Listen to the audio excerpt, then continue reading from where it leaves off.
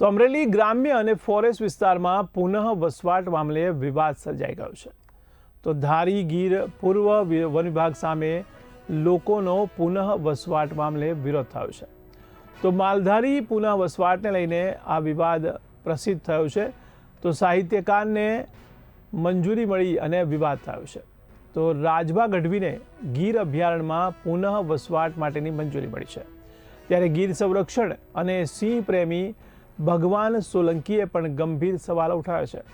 તો ધારી ડિવિઝનના ડીસીએફ વિકાસ યાદવ સામે પ્રશ્નો ઉઠ્યા છે, ત્યારે અગાઉના વન વિભાગના અધિકારીએ અરજી નામંજૂર કરી હતી। તો રાજભા ગઢવીના પિતા અને કાકાની અરજીઓ નામંજૂર કરવામાં આવી હતી। ત્યારે જંગલમાં વધતા માલઢોર, ઘાસચારો અને વન્યજીવોની હેબિટેટ નુકસાનનું કારણ છે। ત્યારે અનેક કારણો સાથે પૂર્વે અરજીઓ નામંજૂર કરવામાં આવી હતી। ત્યારે 2023માં અરજીઓ નામંજૂર કરાયા બાદ 2026માં કેવી રીતે મંજૂર કરાઈ તે પણ એક સવાલ છે। ત્યારે 2026માં રાજભા ગઢવીની અરજીને વન વિભાગ દ્વારા મંજૂર કરાઈ છે।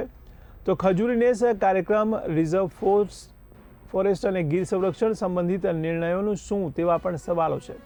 તો રાજભા ગઢવીને પુનઃ વસવાટની મંજૂરીથી તંત્ર સામે સવાલો ઉઠી રહ્યા છે।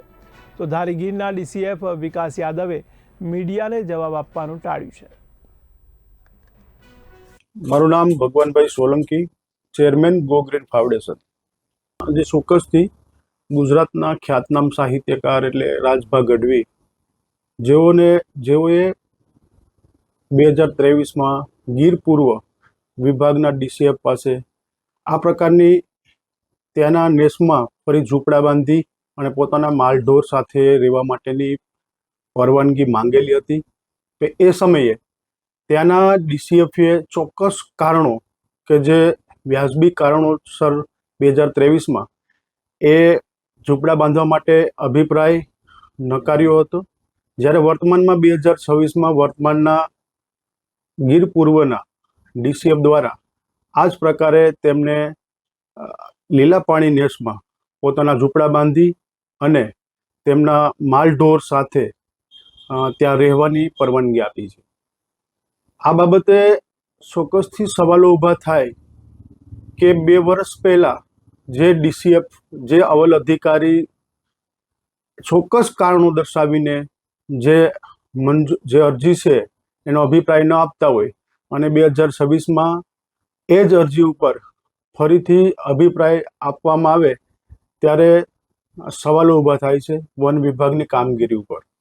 અને ખાસ તો કોઈ સામાન્ય વ્યક્તિ પણ સમજી શકે કે ગુજરાતના ખ્યાતનામ એવા સાહિત્યકાર રાજભા ગઢવી જેટલું વૈભવી જીવન જીવે છે, ખૂબ સારી સુવિધાઓ છે એવું સામાન્ય લોકોને ખ્યાલ છે, ત્યારે ચોક્કસથી આપણે વિચારવું જોઈએ કે રાજભા છે એ હવે ગીરના નેસની અંદર જઈ અને ગાયો અને ભેંસોને ચરાવવાનું કામ નથી કરવાના।